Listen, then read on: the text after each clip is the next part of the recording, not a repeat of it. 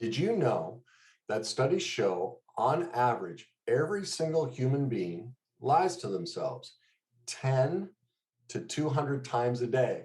I know that seems crazy that we would lie to ourselves that much. And I know you're certain you never do it, but that is the truth. That's why I always say the single greatest epidemic and killer in society today is not a virus. It is not an illness or disease. It is self-deception. It is denial. That's why it's my belief that all struggles, whether they are political, social, relational, health, all of them can be traced back to and are born out of self-deception, and nobody's talking about that. Well, that's going to change today.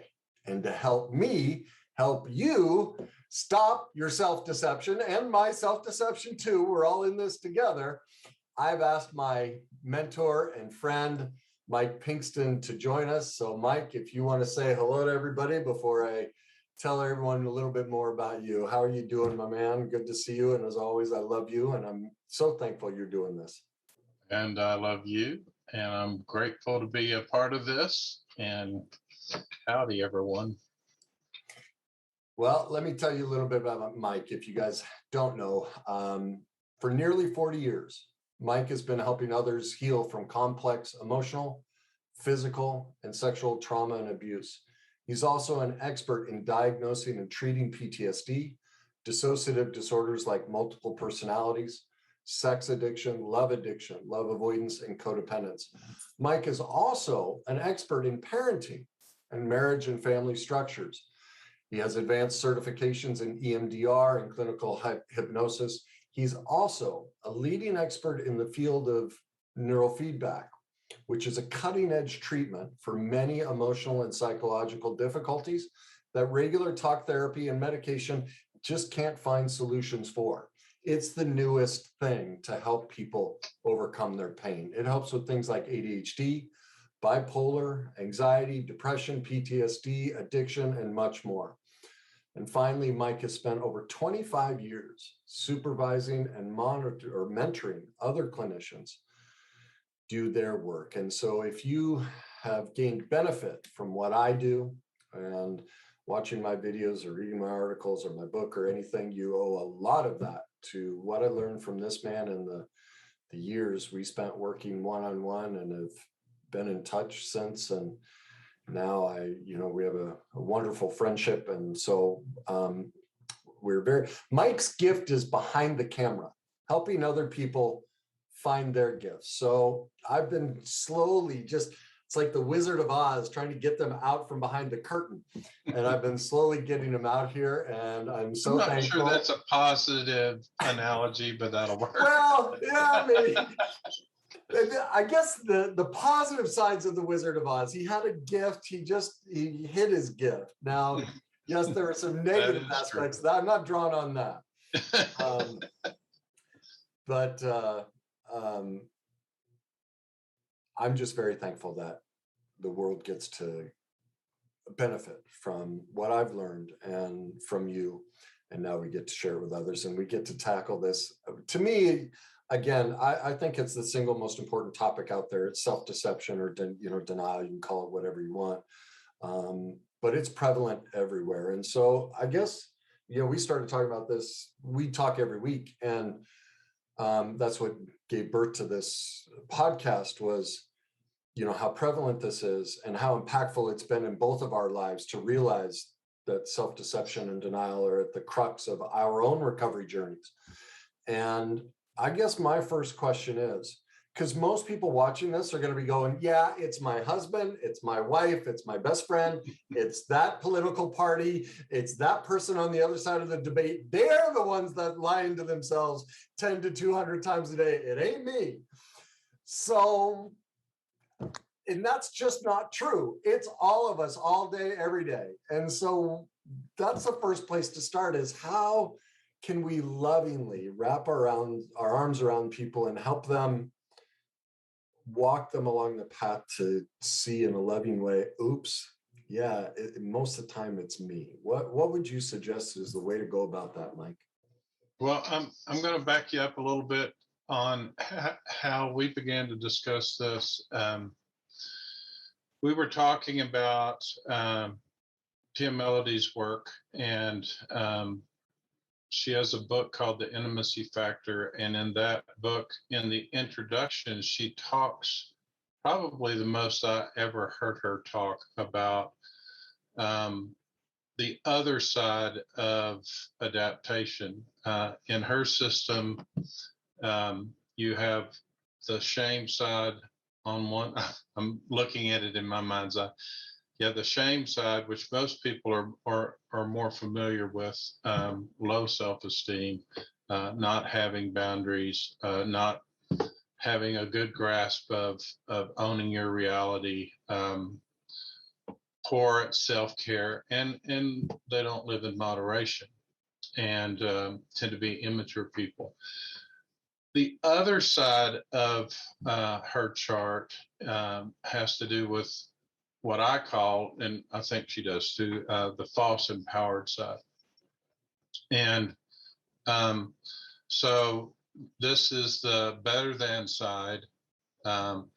And instead of boundaries, there's walls. Instead of taking ownership of reality and letting other people have ownership, they tell people what reality is. Instead of poor self-care, they tend to be needless and wantless. And then instead of immature, they're tend to be over mature, really, in a kind of a false way. Yeah, they're the ones that grew up too early that go, well, I was, my parents would always say, I was mature for my age. And, that is a common thread of, they're so walled off that it looks mature and very boundary. It looks together. Yes. And that's what, I've done videos on this, and many people will lump a falsely empowered codependent with a narcissist. And it's like, no, they look almost exactly like, and most political leaders and heads of, as Pia points out, the most successful people in our society are the CEOs, the people we all look up to. Nearly all of them are falsely empowered codependents. And they look this overly mature, like they have it all together, but they're living behind walls and they're out of reality as to how detached from reality they are. Right. And that's what kind of got us on this subject is that living behind a wall. If you were to see the other side of the camera, I have bookcases. This is my little cubbyhole in my downstairs basement where I have my own little personal office. And by the way, my little precious Cavalier King Charles just came down to visit, and she'll fall asleep and she will snore like a big dog. so anyway, hi Charlie. Anyway, we're talking about, so just as an illustration, I've got bookcases that I'm looking at, and I've got some pictures and stuff on the wall, but I can't see beyond these walls unless I get up and walk around them. And that's what it's like to be walled off in relationships and from yourself, in that you think, and this is the deception thing, the denial thing, you think that you're seeing reality, that you're testing reality well, that you're, as you're observing the relationships that you're in, that you're seeing that accurately. Yeah. But you're not. Yeah. And the problem with deception is you're deceived. Problem with deception is deception. Yeah. You think you're testing reality, you think you know what reality is, but you don't. Yeah. And where that comes into, I've never heard that statistic before, but where it comes to that is again, I think that I have a grasp, but it's their problem, not my problem. Yes. And this really is my problem. Yeah. with boundaries, when we talk about boundaries, we talk about, I use illustrations like a tennis court net or, a screen where you use that can one, see. because I don't use that one. And so that will help the people that listen to me. Use the tennis court one, because I use different analogies. I mean, again, think about a wall being between two courts. That's what living in deception is. You don't know what's coming at you. And you're not, you think you might be accurately viewing what's going on, but you're not. But with a boundary, which is the net, there is a separation between you and I, and we need that separation. It's not my job to come over into your court and to fix you, even though you may invite me over. I still have to stay in my court, and I have to be viewing my stuff while I'm viewing your stuff. And if I can't see that distinction, which is what a wall does, then I'm going to be deceived. Yeah. So you might come over to and dump your stuff in my side. Well, that's not your responsibility to remove. That's my responsibility. But I don't have to throw it back at you. And there's part of the self-deception, as many people think, well, they dumped it on my side of the court, I have to give it back to them. That's, right. That's the victim mentality, and they're in deception of, oh, wait a minute. This isn't, that's what's so tricky about self-deception is in my personal opinion, and I one of these days I'm going to find a more loving way of saying a lot of the things that I say. I'm still in process of learning how to say what I'd like to say. Well, thank you. But we are so underdeveloped and uneducated on these basic, what to me are basic concepts. They're very evolved, but so many people have the belief, the reality, and that they believe is truth, that you victimize me. Well, there can be truth to that. Like here, I use this analogy. This is how you taught me the difference and educated me on victimhood.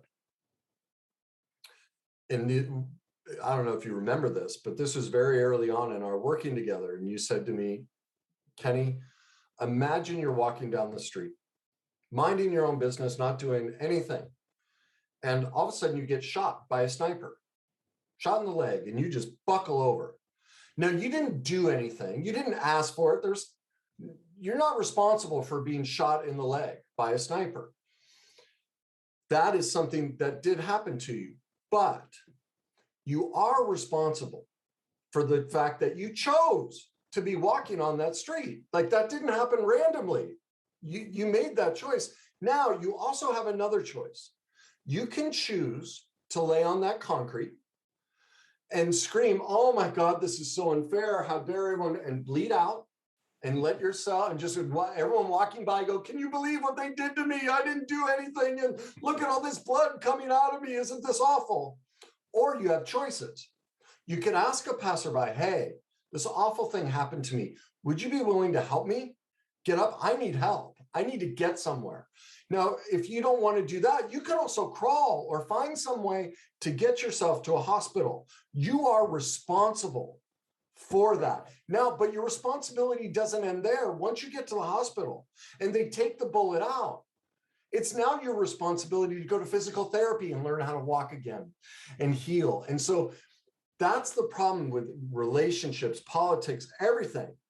If you look in the world today, everyone's going, you did it to me. I need a safe zone because you're hurting me. You need to stop. I have no responsibility for my feelings, my actions, anything I'm doing. You need to be different. And that's the self-deception versus going, wait a minute, I'm being affected by your belief system and your bullets, whatever it may be. What am I going to do about that? How am I going to handle that? I have choices and options. Maybe I'll spend my time elsewhere, all these different things. And that to me is at the crux of this, is that personal accountability. And that's what, at least to me, I see as the first step. I am always accountable to me. Right.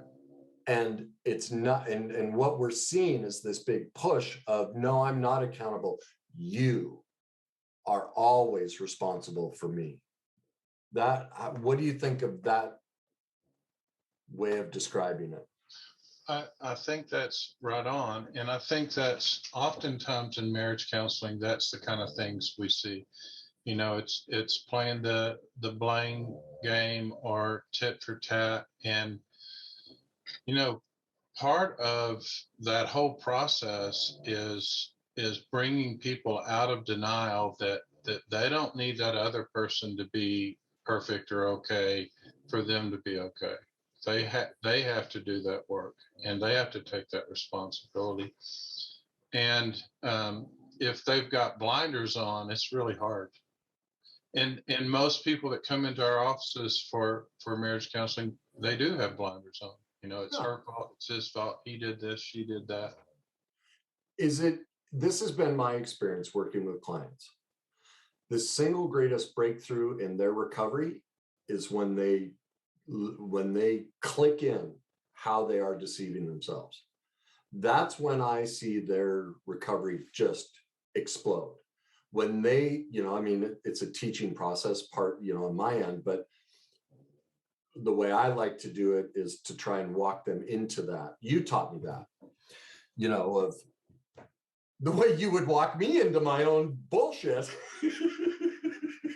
Because I was a very good victim and very talented at it. And, much of it was because I just wasn't taught. I don't want to throw myself completely under the bus. A lot of it was, we just don't teach these things. I wouldn't blame myself for that. I was just unaware, but once I became aware, I took ownership of it. But our culture and everything really promotes that. And so I know for me that once I started to become aware of how self-deception works, that's when things started to change for me. Do you see the same escalation in a client's recovery because of that dynamic as well, or is it something else? Well, yeah, and sorry, I've got an itchy head today. Here's the thing that's interesting, because I think we always tend to lean towards the victim side, which is the less than side. Okay, it's the shame side, and then we're powerless, and then we can get attention for being that, and we can, and I'm a world class at that. Growing up where I grew up, so, but the thing that really started this conversation is that what I've come to realize is that most people are the victim is the side that they show other people. The walled off, false empowered is the part that they don't see themselves, but that's what they live out of. And so I might be a victim over here, which is more on the boundaryless side. But when I'm really operating in my unconscious life, I tend to be walled off. Can you give an example of maybe a client, and for somebody to identify with, because some of that's like clinical of, okay, and so I'm putting myself in the shoes of somebody listening who's trying to figure this out in their own life. What would be some examples of, if you think back to previous clients that were in that dynamic, and you can tell a story or something, people go, oh, I see what he means by false empowered and playing the victim and all of that. Well, the best story is one I'm not sure I feel comfortable broadcasting all over the world, but I'll give some.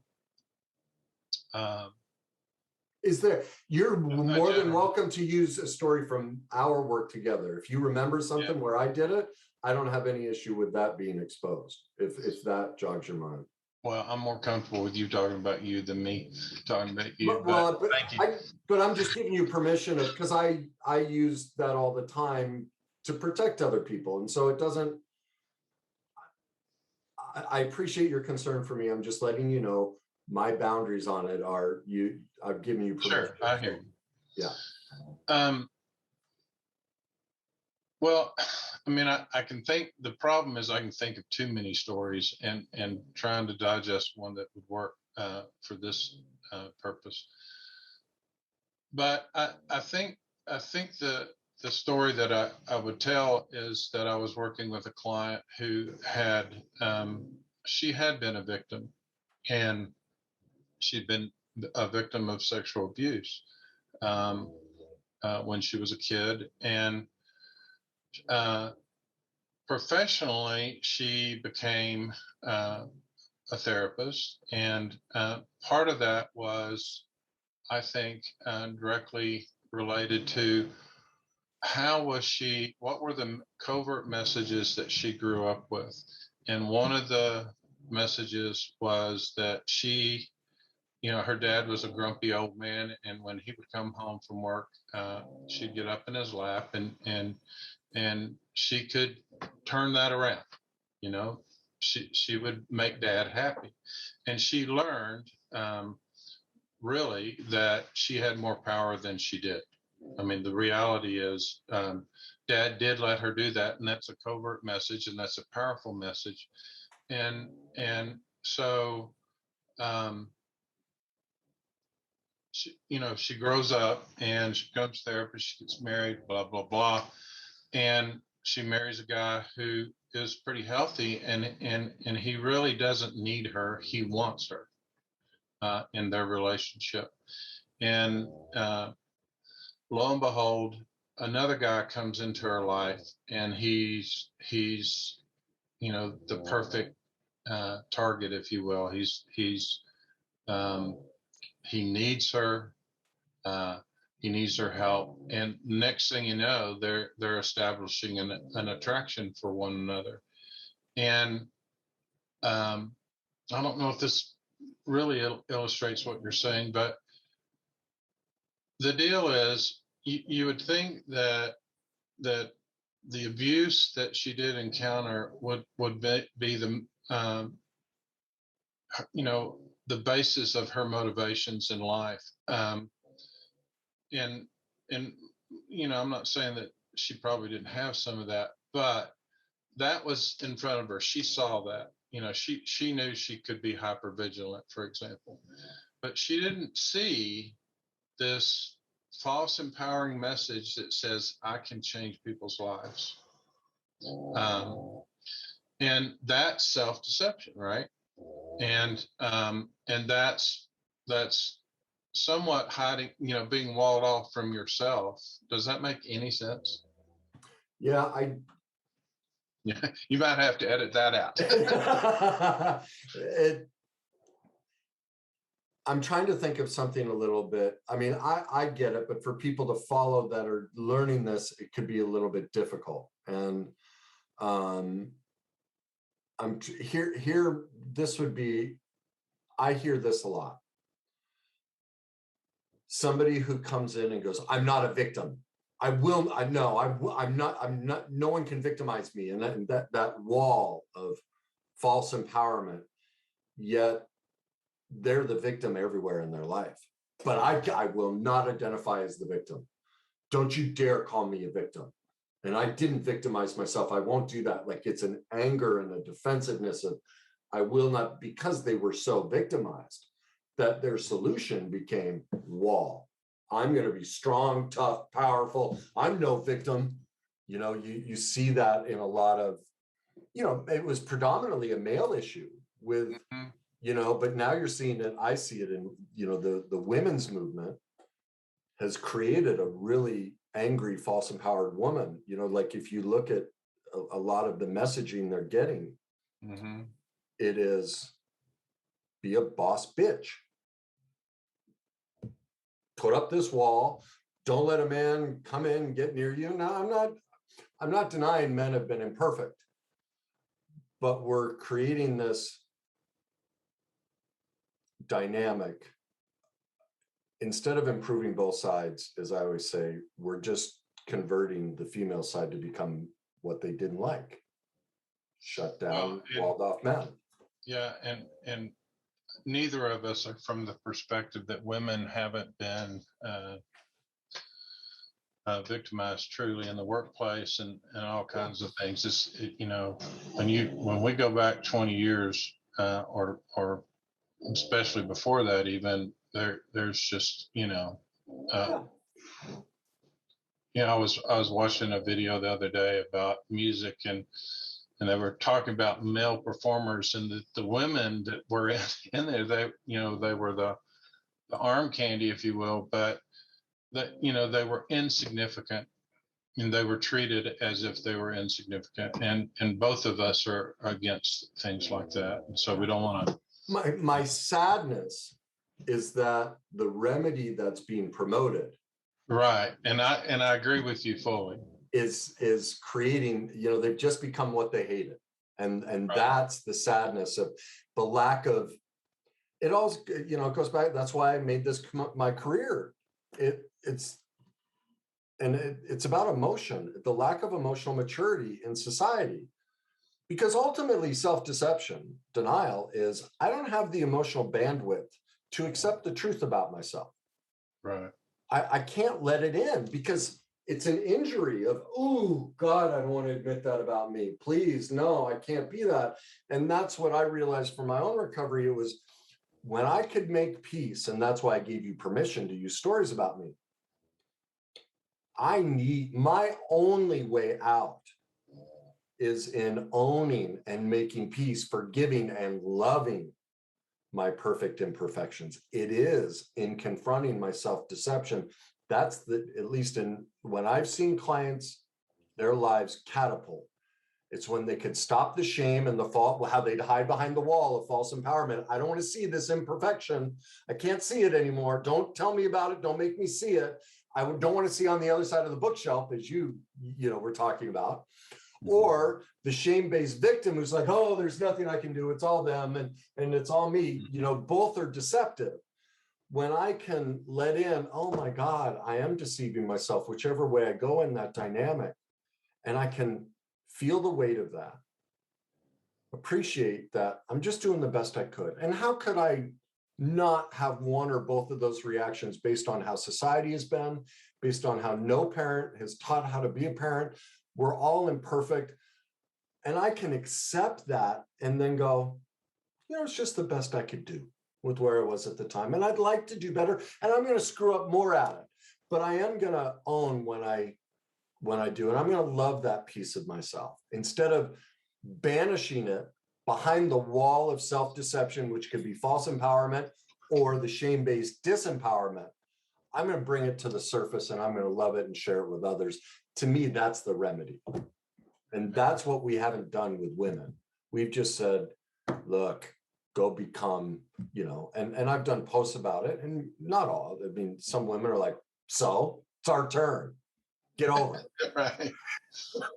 Well, and I think everybody, it's just the pendulum has swept from, one side to the other side, and neither of them are healthy. And that's, that's the issue. And the problem with even talking about the kind of stuff we're talking about is that these messages are covert and they're implied messages. And I learned a long time ago that implied messages are more powerful than, the overt message. And the problem with even talking about the kind of stuff we're talking about is that these messages are covert and they're implied messages. And I learned a long time ago that implied messages are more powerful than, the overt message. Give some examples of covert messaging going on right now that people can recognize as deceptive, so they can go, oh. What would be some examples of that? Well, the illustration I gave that probably wasn't a very good one, but it's how do we adapt to these situations? All right, and so going with the person who goes from being discounted and misunderstood to the person who now I'm in charge and I'm going to run. The messages that that really tend to impact us are the messages that we have power that we don't have. And, you know, one of the things that this is an illustration, it's not really one of those messages, but is the idea that, you know, I have the power to conquer everything, to overcome everything. Well, I don't know anybody that's successful at that. I know a lot of people that talk like they are, but you know, really what's happened is that they inherited this covert message that, you know, I'm strong, you know, I'm stronger than everybody else. I'm smarter than everybody else. And I can use my strength and my wits to work out of any problem. And my illustration to that is, and I think I even use it with you, is well, go out and lift up the building. You can, everybody else can. I mean, the perception is that I can, you know, that if I can't, then I'm going to go into less than, okay. And so I have that deceptive idea that I have to be able to do that. I have to control my environment. I have to control everybody in my environment. I have to be smarter, better looking, you know, whatever it is, it's doing esteem type stuff, in order to have self-love and self-acceptance. And that implies, you know, that walled off perspective, because, but however, let me back up. But those messages are so strong that we think that that's true of everybody. And that's a deception too. And, you know, we see, you know, leaders in different aspects of our world, and well, they got that degree and they got this and they got that, or they've got this experience, or they're the, you know, they're political leaders or whatever. And they can do it, so why can't I do it? And so I go to less than if I can't, and if I do it, or you know, then I've really walled off from reality, because nobody can go over here and pick up this building. And yet that message, that implied message, is often given to people, and that for me in my history, that was one of my messages. That, you know, as a young child, I remember my father acting out with my mother. He was yelling at her, and I yelled from my room, "Dad, stop it!" And he did. And that started a role. I was 10 years old. I remember it to this day. Started a role that I had the power to, as a child, to stop somebody's rage. I had the power as a child to bring peace into the family, and be a protector. And the reality is, I didn't. The reality is, yeah, he stopped for whatever reason, but the implied message that I could do that was false. I couldn't. And that was part of, you know, in my recovery process of understanding that not only I couldn't, but I don't have to. Yeah. You know, whether it's in your life or people that come to see me, my only responsibility is to be able to see myself and be boundaried, and then choose to love myself. That's what you just said. That story, that example is exactly what I was looking for, because people can identify with that of, oh, how did I yell out and stop behaviors as a child from my parents? How did I gain power? Like, there's a video I have, 23 minutes to forgiveness or something like that. Actually, that's that video I sent you to go, hey, can you check me here and make sure I'm, you know, working with her correctly, you know, and one of the false empowerments, one of the ways she was in self-deception was her mother was an alcoholic, and her whole childhood, was lost because she became the mother for the whole family, at a very young age, cooking, cleaning, and she, as an adult, saw those things as, well, but those are very good, characteristics, and there's nothing, wrong with that. And I had to impress upon her, you're right. It's very kind and loving, but it's not the responsibility of a child. That's where she was out of reality of, wait a minute, I'm like you, falsely empowered of, no, I'm 8 years old. It's perfectly fine for me to be able to feed the kids and take care of mom and pick her head up out of the bushes because she's been, she's passed out puking in it. That makes me righteous. Mm-hmm. Well, okay, it's very kind and loving. I won't argue that. But my God, it's not your job. Well, that false empowerment. That is. The victim and the victimization and false empowerment, and how that's as a child, how we have to, in that moment, make sense of a horrific situation, just like yours. You're experiencing an abusive dynamic. Well, my life depends on these two people. I have to somehow reorganize this horrific event into something that's palatable, that makes it okay, and minimizes it so it's not a big deal. Well, I'm going to step up and go, stop, Dad. Oh, he did. Okay, well, it's not a big deal. Boom, done. But now I'm the master of the house, or I have this ability to fix or change. And so people walk around in deception. They don't realize a subtle thing like that has been replaying. Now look in your marriage. Like this woman, she picked a man who was an alcoholic, who didn't do anything. She was a mother to him. She replayed it. She's still angry and bitter at him, and that's what the work was walking her into the construct she had set up to create her false empowerment and disempowerment. It was a mix of both, as both the victim and the falsely empowered, to walk her into that self-deception, how she was out of reality, that she was reliving that trauma against herself and couldn't see it. But the second it came clear to her, she's like, it was a pretty powerful transformation for her that she had never been able to get to.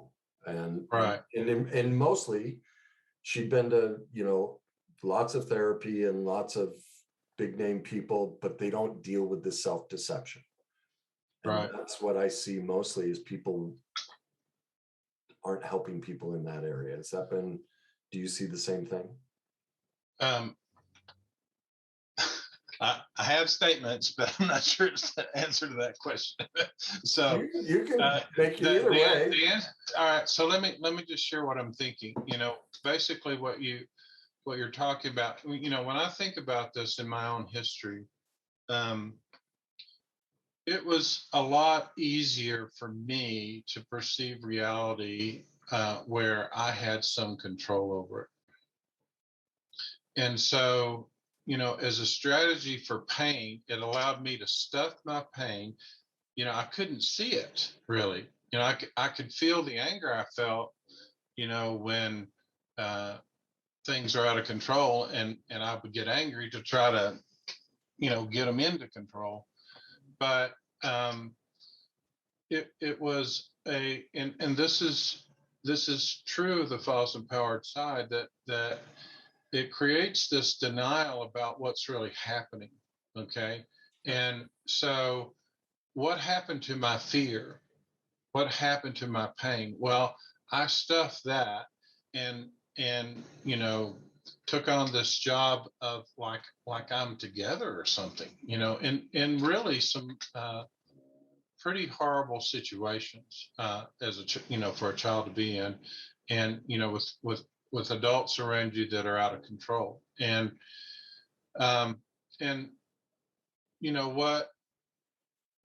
First of all, that's a false strategy to deal with your pain, because you don't have any pain. I told you that when the first time I did a PMLD type treatment thing, I had this long list of stuff, and I looked, if I'd have read that from you, I'd have been going, oh my God. But I read it from me and I went, there's nothing wrong here. And until, I went and did that workshop. And I kept hearing my stories in other people. And when I heard that, I didn't have that defense. And I started feeling that pain. I started feeling that fear, and I started feeling, the anxiety, and that I wouldn't let myself, it just got turned off. And and I could see how that affected them, and then it made it okay for me to start seeing how that affected me. And the sad part of it is that there was a lot of sadness and there was a lot of pain that came up with that. I didn't even know it was there, except that, if I got in a situation where I felt powerless, I just turned on the anger. And, I've told you this story, but this is an example of that. I'm driving out of 7-Eleven one night with my wife in the car, and this guy flips me off, and I'm like, did you see that? And I look back at him again, and he flips me off again, and I still don't know why he was doing that. But what did I do? I go into action. I got to control this. And so I throw, the car in park. I get out of the car, and the guy's walking into 7-Eleven, and he's bigger than I am, and I don't care. I'm big enough to handle the world, right? And I said, hey, buddy, why are you flipping me off? And he said, oh, F you. And he turned around, walked, and I kicked him in the butt. And then he turned around and came at me. And I was involved with martial arts in the past, and I put him on the ground. And he was like, stop. Well, I did. Thank goodness. He ended up calling the police on me, and probably should have. But when I got in the car with my wife, reality hit. And she said, what were you doing? I mean, not only could you have been killed, I could have been killed. And that's when it hit me. It's like, and in fact, that was 40 years ago, 30 years ago. Wasn't 40, but it was 30 years ago. And that's when I went, wow, there's this whole part of me that there's something really wrong. And that was one of the things that took me to that workshop. There were others too, but that ended that for me, because, I came to grips with the pain that was behind that anger. And I would have never seen it, because that message was what, kept me in denial, to use your terms, and kept me in deception about, what was going on with me. Yeah, and just take that simple situation. Look at how many times road rage, those incidents happen. People flip each other off, have a fight, and it's all over social media. That was me in my 20s. Sure. But it's even now, I mean, people commenting on my post will, pick fights or, whatever. And that's what people don't realize right there. All that rage, that anger, that's the self-deception. That's the denial. Mm-hmm. That's the inability.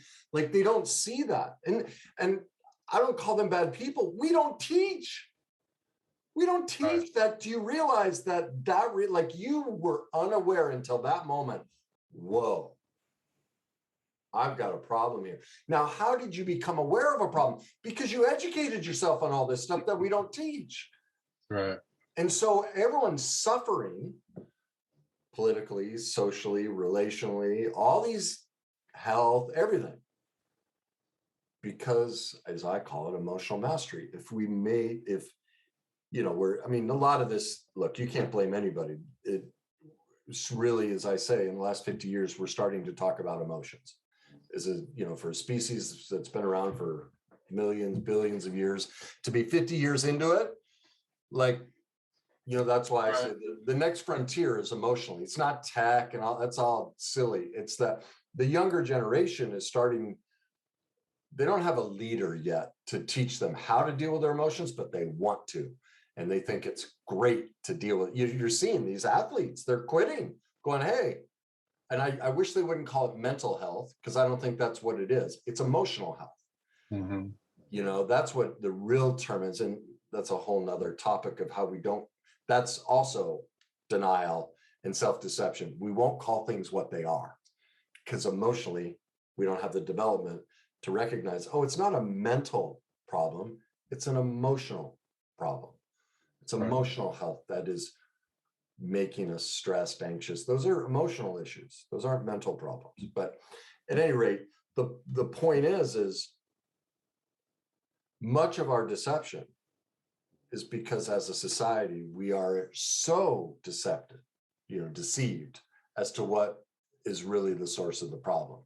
And so I don't, that's why there's no blame in it. But if you're still listening, then you get the choice, like you gave me. Right. To choose if you want to be response able, learn a response that gives you an ability to make a different choice, or choose to not take responsibility and play the victim or the falsely empowered. Right.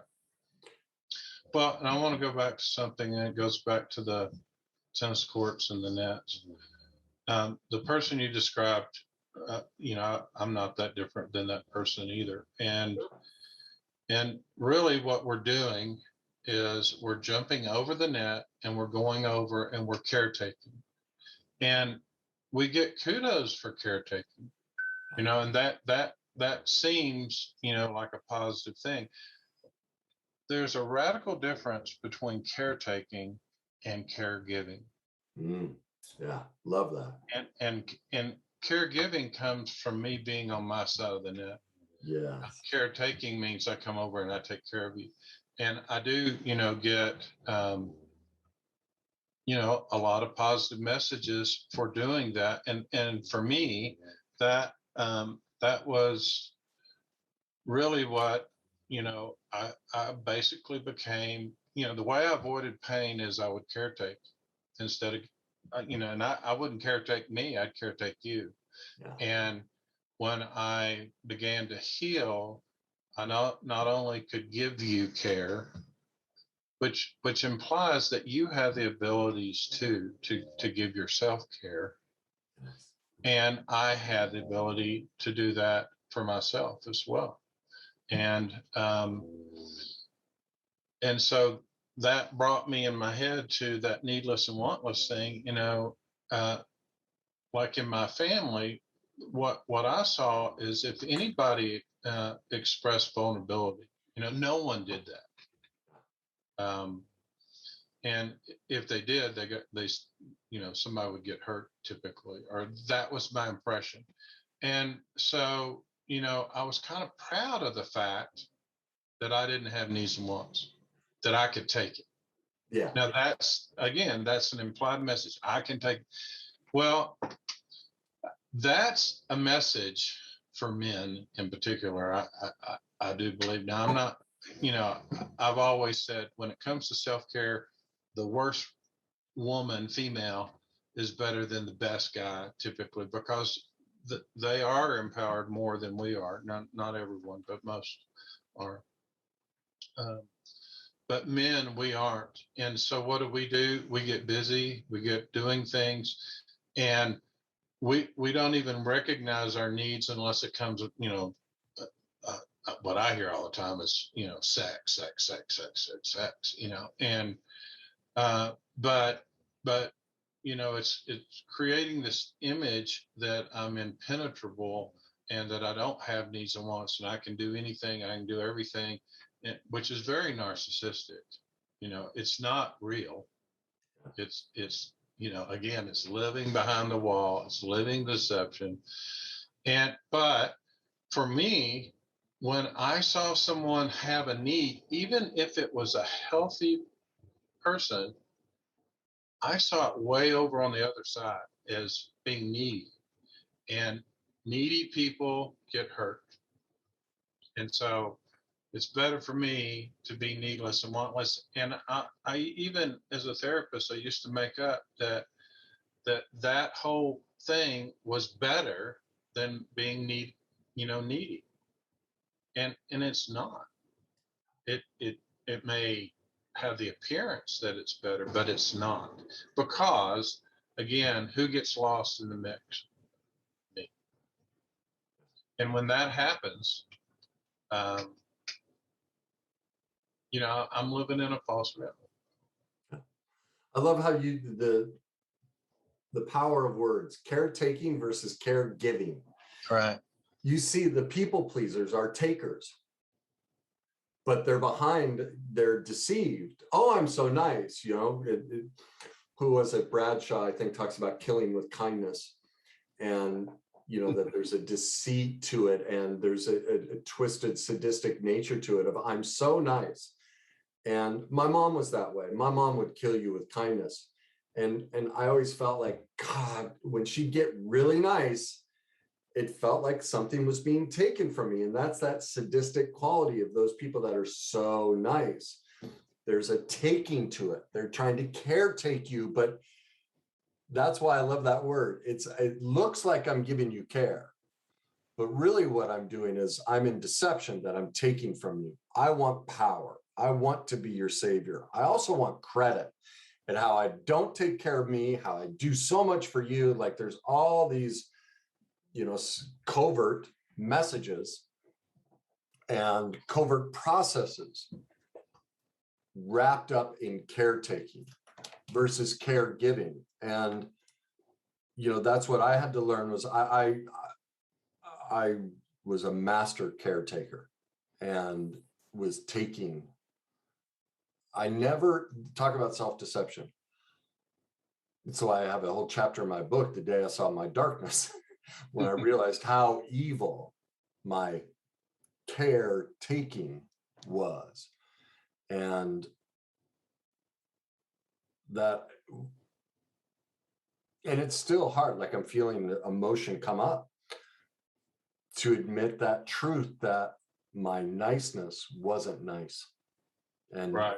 and I'm sad about that. I'm sad at the pain I inflicted on myself and others, because that's what we don't get. That boomerangs back because we lose relationship when we're caretaking.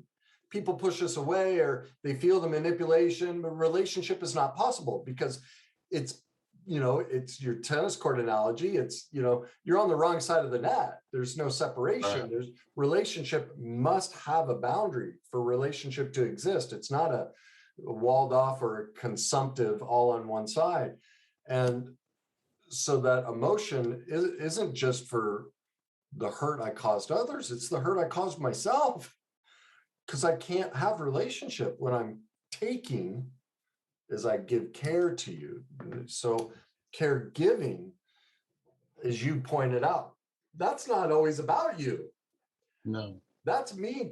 That's me also learning, you taught me that with Arlie.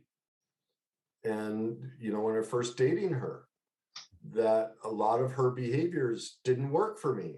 And I could give to both of us by staying on my side of the tennis court. I didn't change her or tell her what to do, but I had to learn how to go, oh yeah, that just doesn't work for me. It's your life, but I'm just staying over here on my side and I'm not going to participate in that. And that was giving to me. I no longer felt powerless. I didn't feel needy. I didn't feel, all of a sudden my drive for sex went down because I was caring for myself. It didn't get displaced into, and that people will use working out, animals, sex, food, success, all these different things. Versus, wait a minute, I just need connection with me. I need to give care to me. And now I don't even care what's going on your side of the net. I'm not so hyper vigilant. As to how. Yeah, and I think you're overstating that a little bit because I think you do care about that's the whole thing is that wrong choice of words. You're right. Thank you. You can care, but you don't have to, you said it, what I was thinking, at least nailed it on the head was, caretaking is about manipulation. You know, it's manipulating the environment so that I can be comfortable. And also so I can be a hero, so I get kudos for that. But it really isn't about giving care. It's about manipulating either the person or the environment so that I can feel safe in a false way. And it's not real. And men really struggle with this.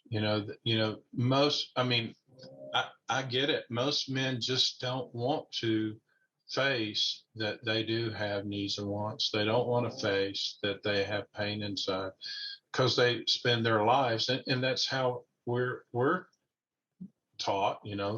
Don't feel. The only appropriate emotion for a man growing up is it's okay to be angry, unless you're causing trouble for your mom, but or whatever. Yeah. But or your teacher, but men are empowered that way, and we're not.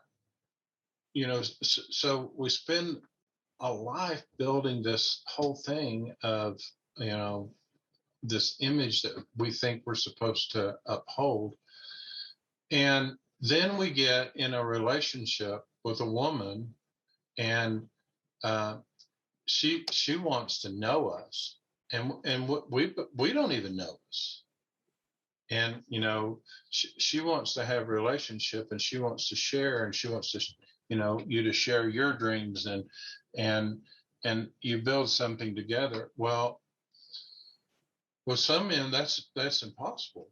I mean, they think it's impossible because the deception is, I'll give you that impression because I need you for that right now. But the reality of being in that place of vulnerability where we're sharing our dreams together and sharing our goals and our life things together, that's too much for most guys, or it feels like it is. And they don't want to feel that. They don't want to feel that I don't have control over this situation. And so what do? They go to work, or they go find somebody else who will allow them to have the facade. And what happens in the relationships with their kids and with their wife.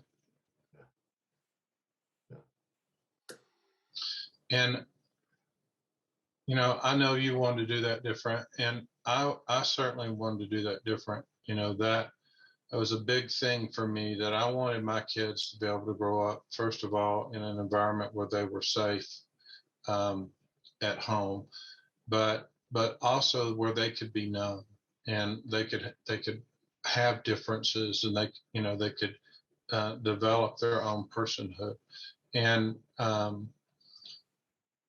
that's not possible without two parents who are working on growing and changing and maturing.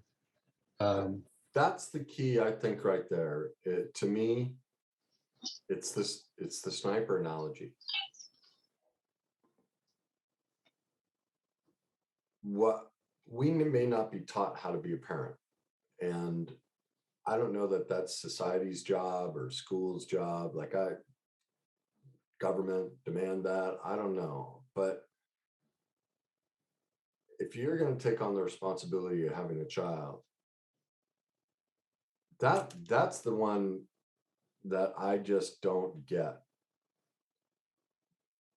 The self-deception and the denial when it comes to two things: relationships and parenting. I don't need to go learn anything about those. I know what to do.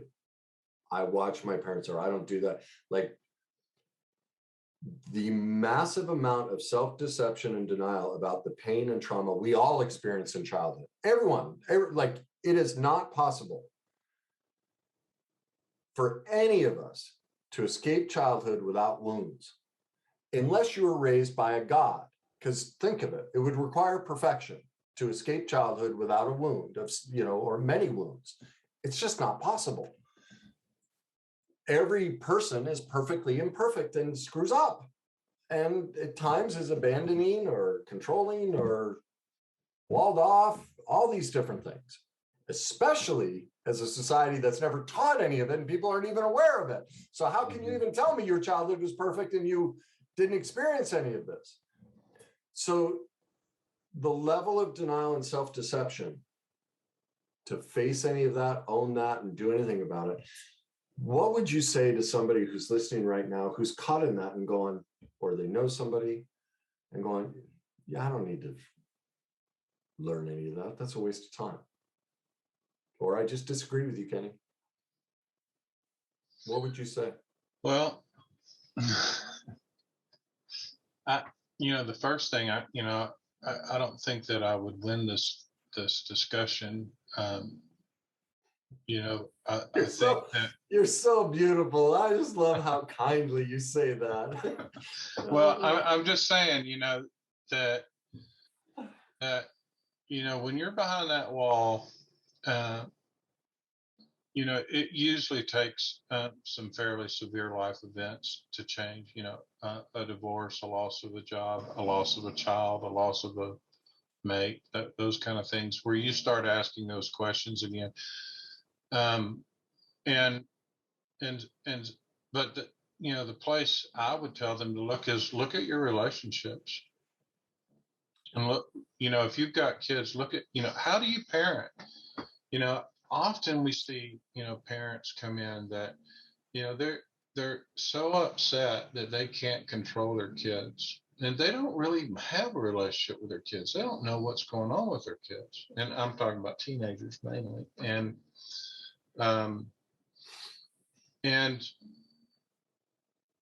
why? Because there's not been the model of relationship and a relationship that includes learning how to problem solve and a relationship that includes sympathy. And so, I mean, that's the place where I think I would, when I have one, and it's usually a guy that comes in that's like this. When I have them come in, I just go, how would you judge the way you interact with your kids? Oh, it's fine. And then 5 sessions later, they're talking about how much pain they have because their kid is either going in a direction that they don't want to go in or don't want to go in, or they're angry because their kid doesn't want to spend time with them, or they're angry because their kid isn't the good looking, kid, so to speak. I'm thinking of this situation, not one of my clients, one of my therapists, where the dad is working really hard on trying to look good. He has 10 daughters. One of them is a hero child and the other one's the black sheep. And he's so upset that he can't control the black sheep. He's really not controlling either one of them. One of them's just learned that if I do it this way, I look good and the heat's off. And the other, the black sheep child, she's just telling the truth. Things suck around here. And what's sad is that probably both of them, the one I'd worry about is the one that's a good child. So, but both of them are going to probably choose relationships that look like that, unless they intervene for themselves. And, I would have thought that I was really good at that kind of stuff too. And if I hadn't gone through a divorce, I thought I was a good husband. And I didn't know anything about relationships. Like you said, where are you going to learn? From 2 drunks? No. You're not. You're going to learn intensity. You're not going to learn intimacy.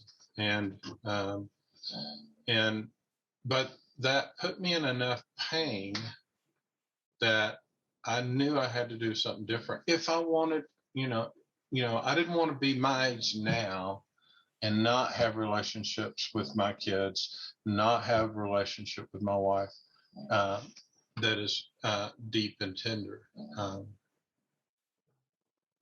Is that does that answer your question?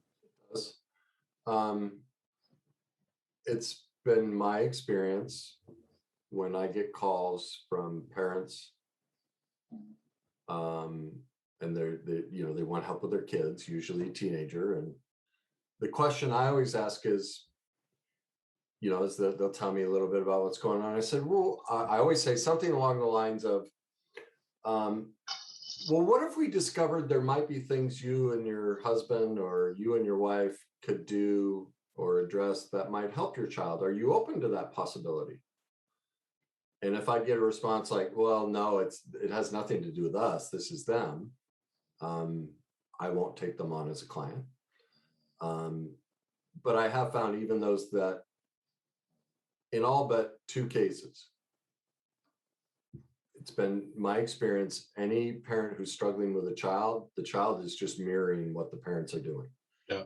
And the second I show that to the parent of how their child is just acting out their own dysfunction, and that if the parent were to heal their dysfunction, the child would go in a different direction, they leave. I'll never see them again.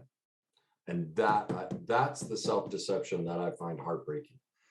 Right. That parents want to place the blame on their child as though their child grew up in a vacuum and somehow magically had these dysfunctions that they had nothing to do with. And I blame the medical community for this too, and science and everybody, that it's common. It's just, look, every parent influences their child and their child's development. And for that's not even considered in most medical diagnoses. Like it's not even brought up. That I find criminal. And I think and this isn't about blaming, because you can't blame people who are unaware. Right. It's about responsibility and love for ourselves. How can a parent not screw up when you haven't been taught how to do it? And even if you weren't taught, right? But what you're saying is there has to be a willingness to do it different. If it's working out so good, then why are you talking to me? And I don't ever say that to a client. No. A lot. Yeah. No. Yeah. So, here were a couple of, I wrote down some characteristics. Tell me what you think of these for people to consider whether they might be struggling with self-deception, and add to these. And, if you hear something that's missing, but some of the things that I've noticed are the problem repeats itself, particularly relationship problems. If there's a continual pattern there, there's most likely self-deception. When there's critique, anytime we're critiqued, and that can be criticism or, but they constantly defend. Their initial reaction is defense without even trying on the critique or learning about the critique and going, wait a minute, why do you see it that way? But any critique is immediately meant with a defensive wall and diversion. There's addiction present. There's a predominant feeling of helplessness, hopelessness, powerlessness, or anger, mostly because they think the solution lies in someone else, and that the change needs to occur in the other person, not in themselves. Tremendous justification, and that mostly looks like yes, but, or well, that's because. So they might take their critique and then follow it with a yes, but, or a because. Blaming others for any aspect of their life and not recognizing that they played a part in it. Trying to change others, or believing that the other person needs to change and no aspect is about themselves. You mentioned this, playing the hero by making the situation worse, or making what the other person did worse than what they did, or making ourselves better than the other person. Victimhood and listing, cataloging evidence against the other person. Those were some there, you could go on, but those were some main things that popped into my head. What sort of things would you add to that list? Well, I'm trying to think this out, because I think most of that, what you described, is coming mainly from the powerless side of the spectrum. And I think that it does show up. Falsely empowered people still have those characteristics in their life. They just don't look at it that way.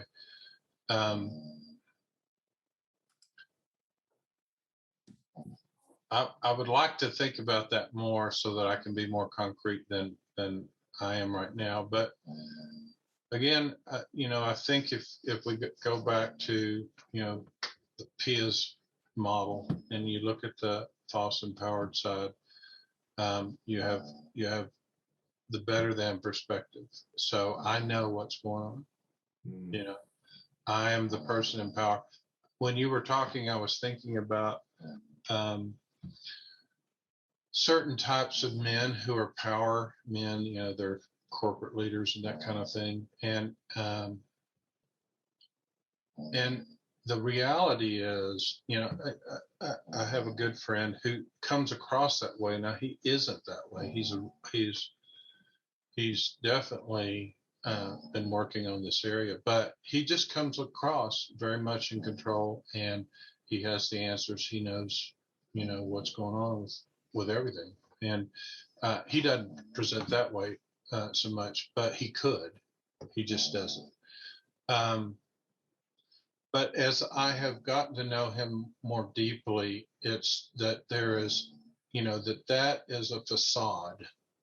That facade that I can't feel what I feel. I can't give myself care. I have to be needless and wantless. I have to be in charge of reality, or I don't feel safe. I have to hide behind walls, or I don't feel safe. And, I have to, like I say, you have to look in control. And so it's all these aspects are really kind of the goals of, at least for men in our society. And it's becoming the goals for women, like what you pointed out before, that, I'm in charge. I know what's going on. I live behind these walls. I don't really know what reality is, but I think I do. I tell people what truth is, and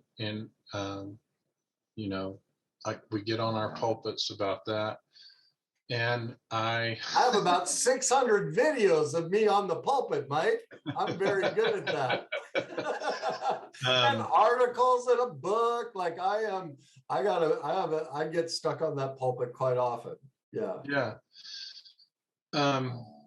But that I become needless and wantless, and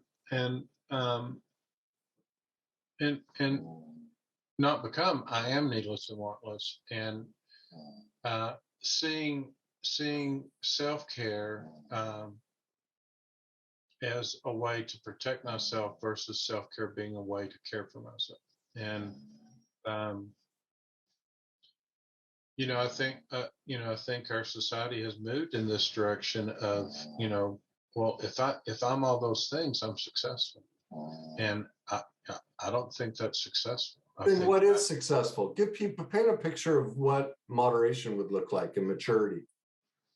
Well, I'll go back again to PIA, being able to love and accept yourself in your imperfections, in reality. That's the beginning, and self-love is, it's a difficult. I have to choose to love myself, and that's a hard skill to learn. Because it's not based on performance, and it's not based on doing, and it's not based on how good I look, or how smart I am, or how smart you are, and you're my friend, or how good looking you are, and you are good. You look marvelous. Anyway, but so there's that. There's the element of learning how to live on your side of the net and have internal boundaries, where you have, when I picture an internal boundary, which I think is probably more important than external boundaries of touch and things like that. But there's got to be a place where you can know yourself, and you can know yourself in truth, and still have love and respect and care for yourself. So there's that element. I think it's about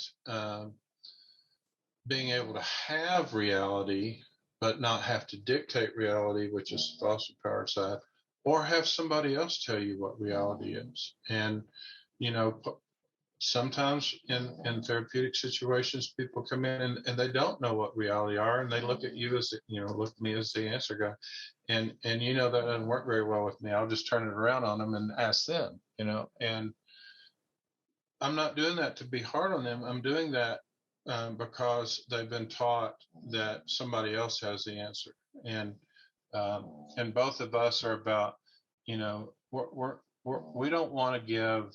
We don't want to be the answer.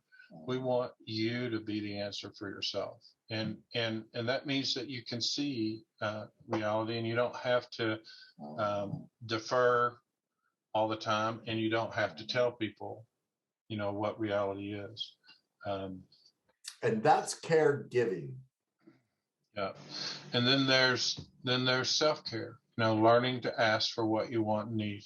And to me, this is a real biggie, because I think when people get frustrated and they want the other person to fix them, they don't go to that step. They don't go, hey, would you be willing to listen to me? Would you be willing to rub my back or whatever? And that also involves other types of things. Again, men are empowered that sex is the answer. Well, sex isn't the answer. I need love. I need understanding. I need care. I need touch that's non-sexual. And so there's different ways that people can learn to do that. Women are great at that. I mean, they go get pedicures and manicures, and they do all, they shop together, and, they do things, at least my experience, the women I know, they do things together with people. Now, I know that's one of the things that the younger, and I don't mean like kids today, I mean people younger than you, and that women are not doing as well as they probably could. And, learning to live in a community of people and not be isolated. That's all about, learning how to do self-care. Yeah. And, moderate is kind of the last thing, am I emotionally going up or down to one extreme or another, or am I somewhat in a parameter in the middle, and emotionally or whatever? And so I've told the story, but that was the thing that got me into neurofeedback, which was you, is when you came in and you were talking about your relationship. And this was no small thing that you were going through, but you were moderate. And by that, what I expected is that you'd be throwing my trash can across the room, because you'd be so upset and so hurt, but you weren't. You were moderate. You were hurt. You could cry. You could be sad. You could, you weren't being a victim. You were distressed in that situation, which that is appropriate for that situation. And yes, anger is a part of that too, but it was the beginning of a grief process. And what got me, I mean, I was just wowed. I mean, that's why I went, what happened to you? Is that you were appropriate in the emotion. Sorry, I'm getting a cramp in my hamstring. You were appropriate in the level of emotionality. You were appropriate in the way you were thinking about things. You were not avoiding it. You weren't magnifying it. And to me, that's life in moderation, which I love the way you said that right there. That's moderation. Not avoiding it or magnifying it. And there's no deception in that. right. And that's another piece of that, because because you were in reality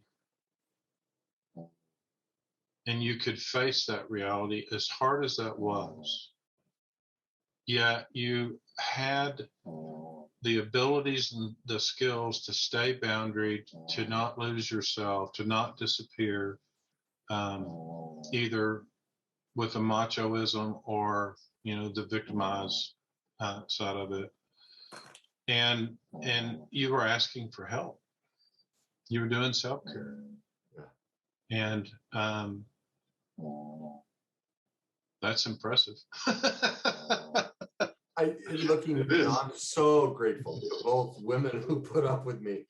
And we got to journey both of our perfect imperfections with each other, the two women I married, and the things they taught me about me, and that I learned about relationship and how it led me to all of these things. Like I mean, were there many sad, hurtful things that I've experienced? Of course, and I wouldn't wish those on anyone. But man, thank God. But it's only thank God because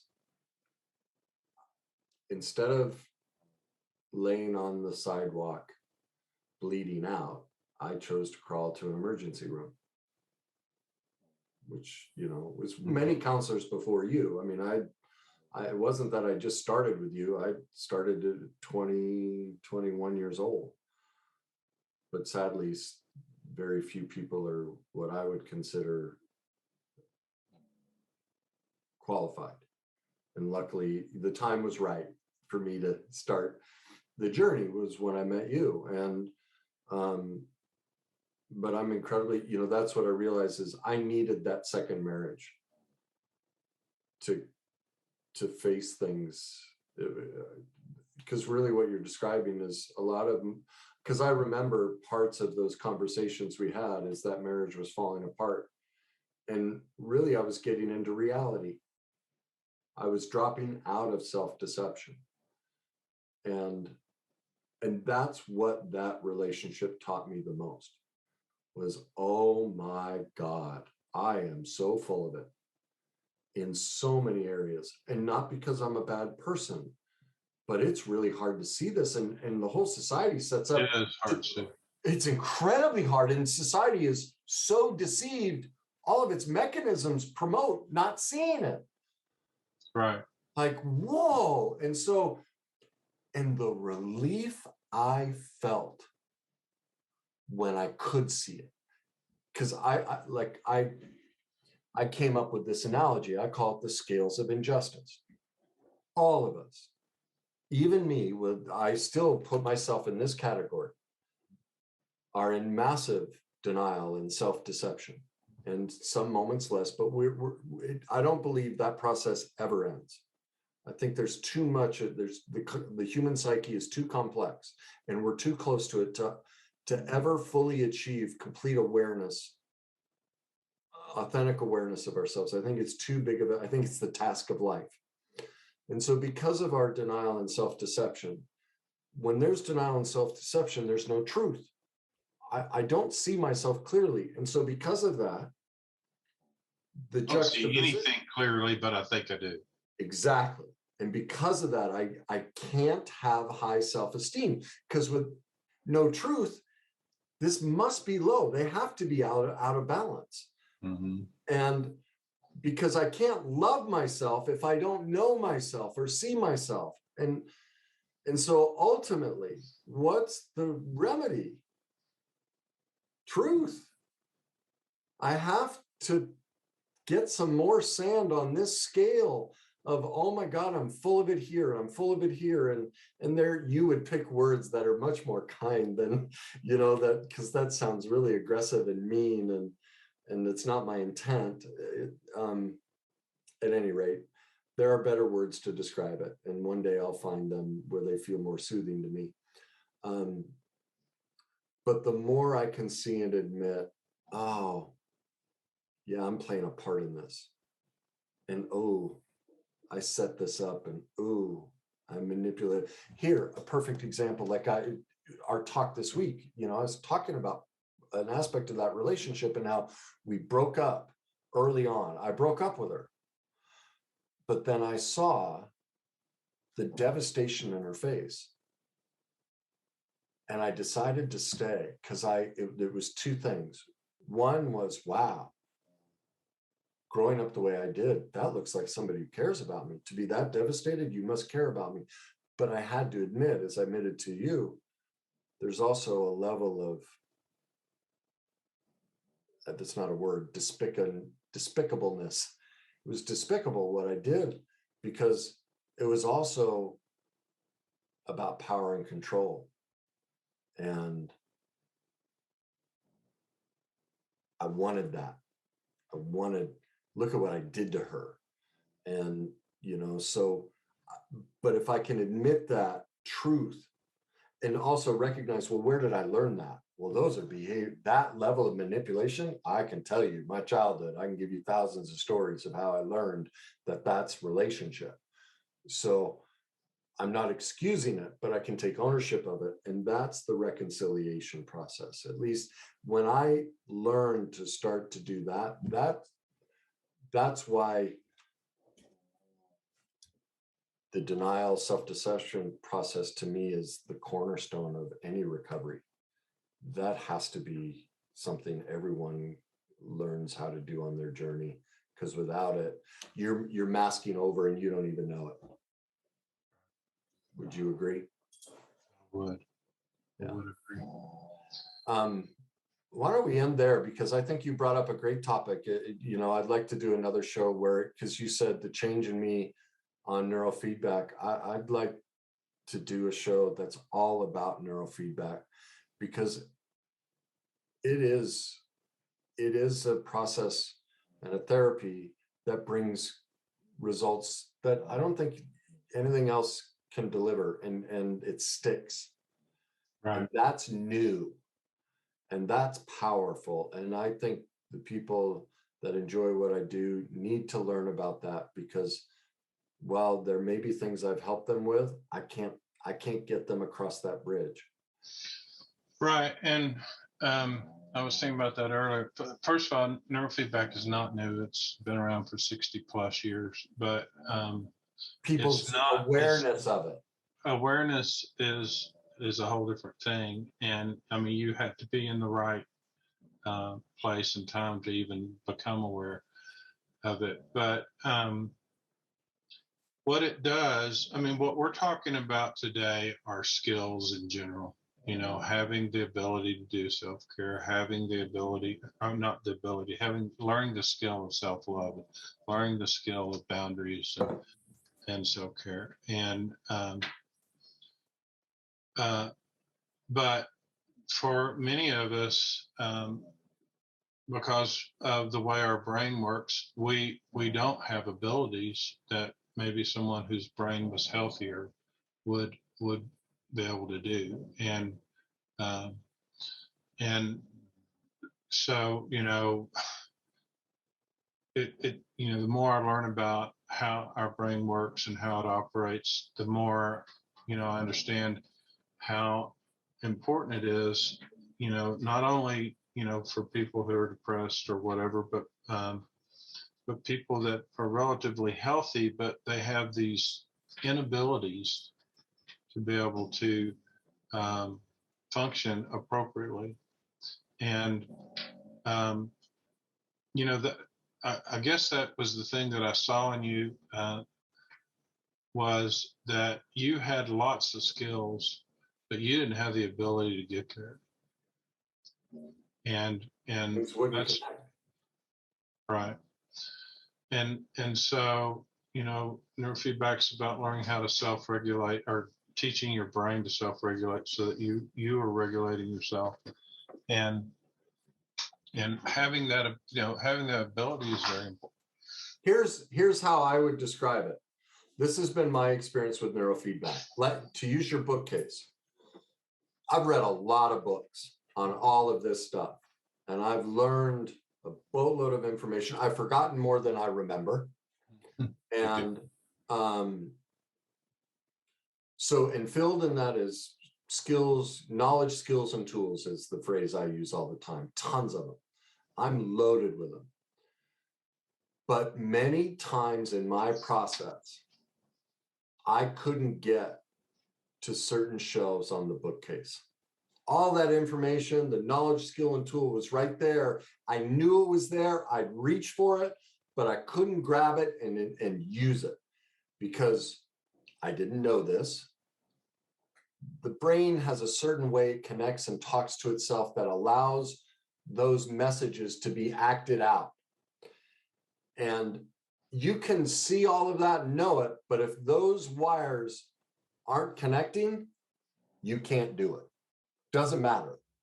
And that's what was happening to me. And so when I struggle with certain pieces in my life, because I have that library to draw from, as I go back and look, when I get those wires crossed, it's like bam, bam, bam, bam, bam. It's like, there, I can do it. And that's an easy kind of lead into how all of that works. And I want to do a whole show where you can lay out for people, because I think because most people are unaware of it, and think it's new and don't know about it, it needs to be a tool in their tool chest. And so that they and remove the fear around it and uncertainty. And it's like, wow, I need to go look at this and get help with this. So why don't we call it quits on this one? And can I give one illustration that please. Really is in line with what we're talking about? In the brain, the right hemisphere is the social and relational hemisphere, and the left hemisphere is the factual and informational language happens in the left hemisphere.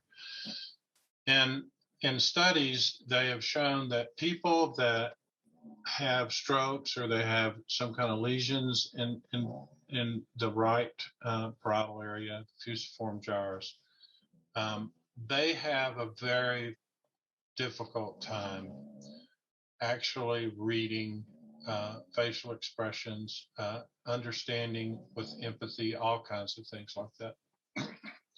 And what they discovered is that in these studies where they had people that were truly impaired, is that they would switch to their left hemisphere and make up a new reality and a new explanation. And so some people that do things like that, might have a condition called schizophrenia, where they think that they've been invaded. And that's their explanation. It's because the left hemisphere will make up something to cover the vacuum if the right hemisphere isn't working well. Well, I've seen that this area, and especially with men, they're in a relationship with their wife, and they aren't getting her. They don't catch the nuances. They don't catch the subtleties of what she's saying to them, because they have damage either from concussion or whatever. This part of the brain over here is not working correctly.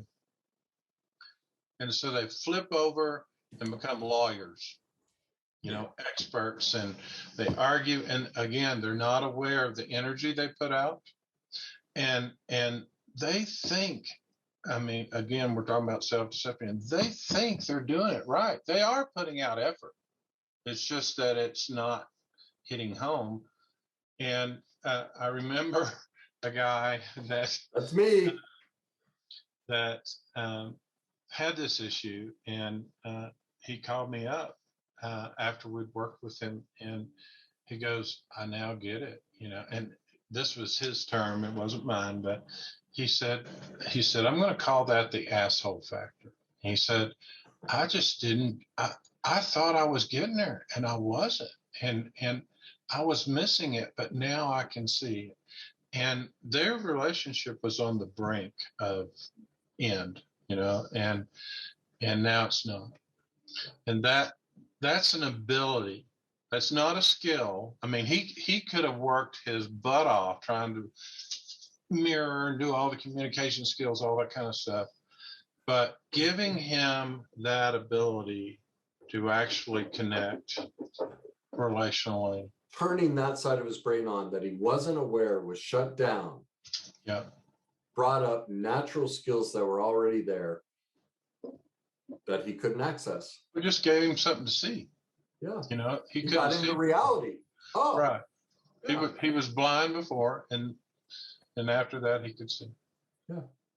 It's a great way to say thank you again. You're awful kind to let me join you, and I'm always humbled. Well, I believe that feeling is mutual. We share in that.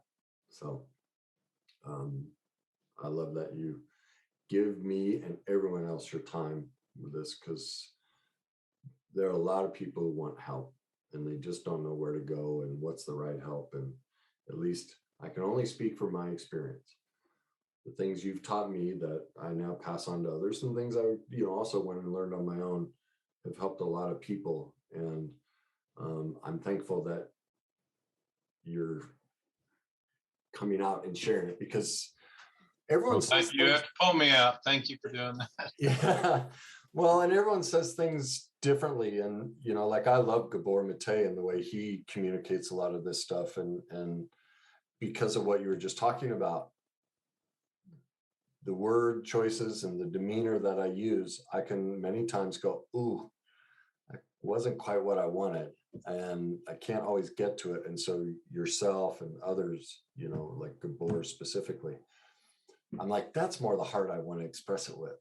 And and I just want more people to get reached, and not everyone will enjoy my voice.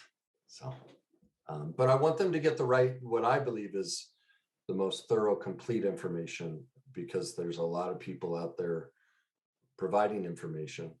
All of it most likely is very good.